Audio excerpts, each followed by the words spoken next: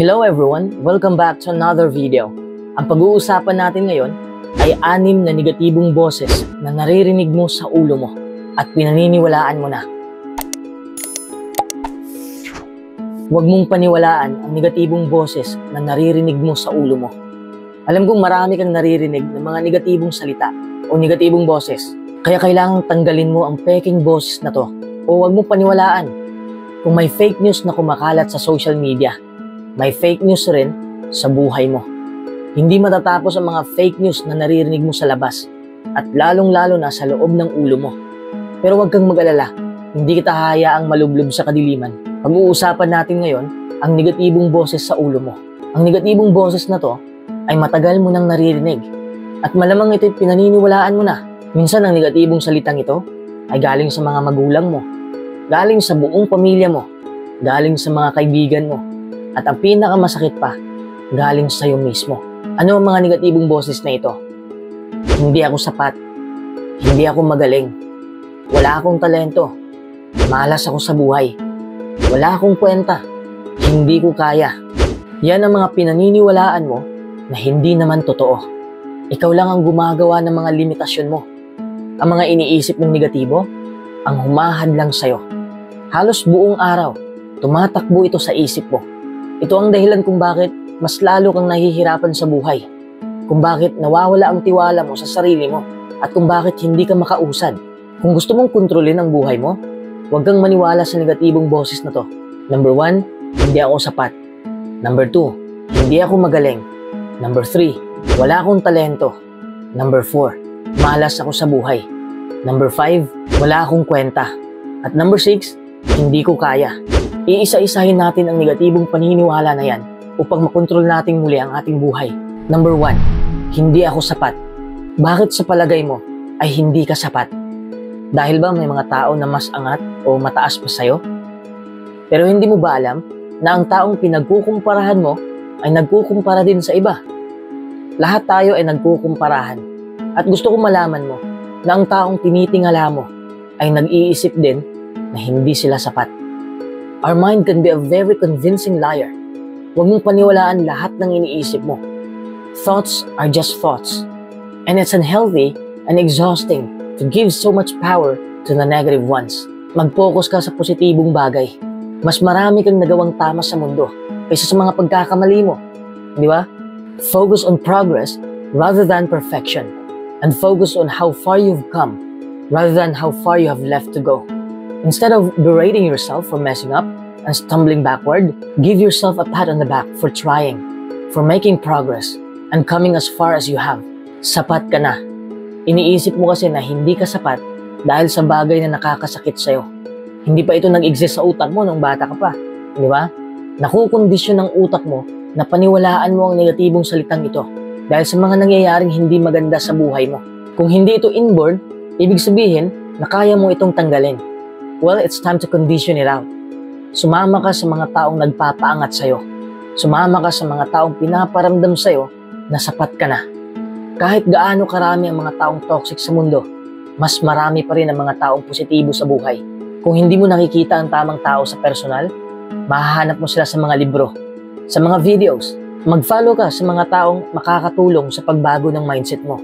Magbasa ka ng mga libro na makakapag-improve ng buhay mo. Ang daming valuable content sa social media. Surround yourself with positive people and positive thoughts.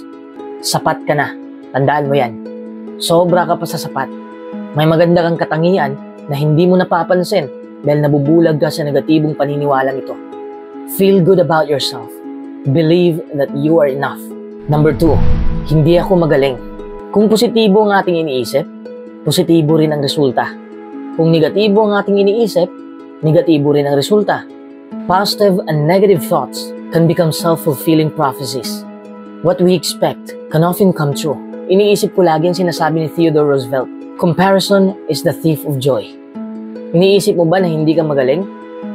Oo, hindi ka magaling dahil hindi ka nakapokus sa kakayahan mo. Nakapokus ka lang sa ginagawa ng ibang tao.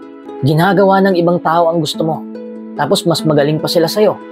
And it becomes a spiral of doomful comparison, stripping you of your joy. At palagi kang nag-aalala kung tama ba ang ginagawa mo o maayos ba ang ginagawa mo. You get caught in the shame. Once you're in the spiral, the creative flow doesn't come. You can't concentrate. You're too afraid of doing it wrong. You don't need to compare yourself to others. It will steal your joy, happiness, and creativity. Lalo na ngayon na malawak ng social media. Palagi nating nakikita mga taong mas magaling pa sa atin. Commit to be the best you can be and work on yourself every day. There's nothing wrong with striving to be the best version of yourself in every area of your life. There's nothing wrong with high standards and expectations. There's something very wrong with wanting to be someone you are not. Kahit anong mangyari, gawin mo lang ang gusto mong gawin. Huwag kang mainggit kung anong nakamit ng ibang tao. Kahit na lamang pa sila sa'yo. Give yourself some credit when you make progress. Today, this weekend, next week, consciously disengage from the spiral of doom. Instead, make a list of all the things you're proud of or all the things you just love to do. Come back to your creativity, your inspiration, your life. Number 3, wala akong talento. Every human being has been blessed with different abilities, talents, and capabilities. We differ from each other in that we have different interests and inclinations. May iba na magaling kumanta, pero hindi marunong sumayaw. May iba rin na magaling kumanta at sumayaw, pero mahina sa math. May iba rin na ang galing sa arts, pero hindi magaling sa ibang bagay. Lahat tayo ay may talento. Everybody has a talent. We are all specialists in our own areas of interest and localities, making each and every human being uniquely talented. Yung taglay mong kakaiba ngayon, siguro hindi mo pa yan tinatrato na talento, pero magiging talento mo na yan sa susunod. This is because our perceptions change. May taglay tayong kakayahan na kakaiba. That makes up a grand pool of immeasurable talent. Uulitin ko, lahat tayo ay may talento. May iba nga ang daming talento. Sigurado ako na may talento ka, pero siguro hindi mo pa nadiskubre. If you know you are good at something, then run with it. The only thing you would then need to work hard at is to shamelessly promote yourself. You could even get somebody else to do it for you. The more talented you are, the less promotion you would need. Demonstrate, then sell. Number 4, malas ako sa buhay. Isa ako sa mga taong hindi naniniwala sa malas na buhay. At hindi rin ako naniniwala sa swerteng kapalaran. Palagi na natin itong naririnig. Today is your lucky day. Nakaprint na nga ito sa damit eh. Paano kung araw-araw swerte ka? The only thing you need to make yourself luckier is you. Magsikap ka sa buhay. Put some time and effort towards your goals and dreams, and you'll notice they'll start coming true. May ibang bagay man na hindi matutupad, pero dun mo makukuha ang swerte. Dahil sa pagsisikap mo. Ang swerte ay bunga yan ng pagpupursige mo. Hindi ito darating kung wala kang ginagawa. Luck is the residue of design, which means you have to set yourself up to get lucky with hard work. Dapat positibo rin ang habits mo. Kapag negatibo ang mga habits mo, negatibo rin ang resulta. Tingnan mo ang mga taong nagkampiyon sa sports. Sa tingin mo ay swerte sila? Hindi sila swerte. Hindi rin coincidence yun. Nagkampiyon sila dahil sa mga good habits nila. Hindi sila gumising at swerte na kaagad. They stick to a strict regimen of good habits, including waking up at 7 a.m., training for 5 hours a day, and eating healthy for all their meals. By keeping good habits, we naturally are invested in bettering ourselves and will inevitably see positive results from these habits. Number 5, wala akong kwenta. Bakit ba nasabi mong wala kang kwenta? May kwenta ka dahil nandito ka sa mundo natin. Lahat ng living at non-living things sa mundong ito ay may halaga. Mahalaga ka dahil isa ka sa mga nilikha ng Diyos. Minsan kasi naiisip mo yan dahil sa mga nagawa mong mali sa nakaraan. No matter how many mistakes you've made in the past, we can still work ahead to have a brighter future in the days to come.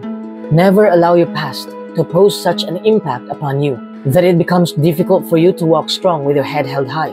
Dapat mong tanggapin na may mangyayaring maganda sa buhay mo at may masasamang bagay rin na mangyayari sa'yo.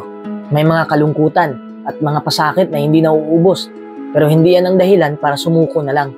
You should learn to value your own self, for that will determine whether or not others are going to value you. You are valuable because of your existence, and you should feel yourself to be lucky enough about that. Number 6, hindi ko kaya. Kung iniisip mo na hindi mo kaya, o iniisip mo na kaya mo, tama ka sa pareho. The words you speak become the house you live in. Lahat tayo ay may kwento, at nabubuo ito dahil sa mga salitang binubuga o iniisip natin. Kapag iniisip mong magulo ang isipan mo, mas lalo din itong gugulo. Kapag palagi mong iniisip na failure ka, lahat ng gagawin mo ay magfi-fail din.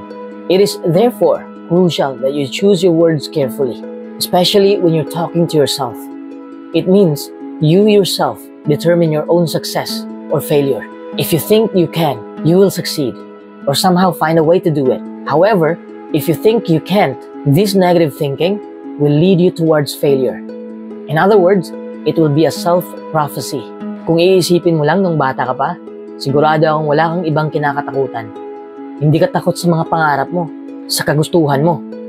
Ngayong matanda ka na, ang dami mo nang sinusunod sa buhay. Ang pagsasalita mo, ang pangarap mo, pati kung anong mga gagawin mo.